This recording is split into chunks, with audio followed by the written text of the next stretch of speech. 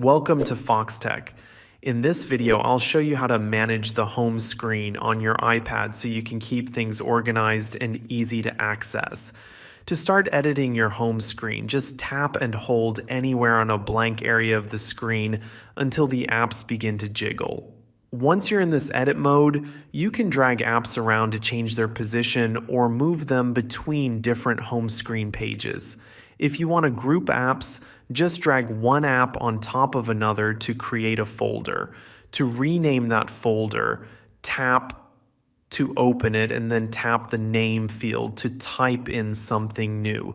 You can also make changes to the dock at the bottom of the screen.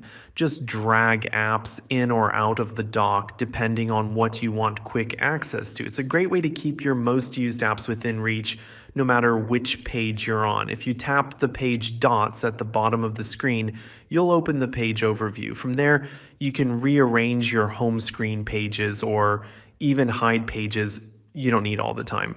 This can really help simplify your layout if you have a lot of apps spread across multiple pages. You can also add widgets by tapping the plus icon in the top corner while in jiggle mode. This opens the widget gallery where you can browse and choose widgets to add to your home screen. Widgets can show things like the weather, calendar, battery levels, and more right at a glance. Once you're done making changes, tap Done in the top right corner or press the Home button if your iPad has one. That saves your layout and exits the edit mode.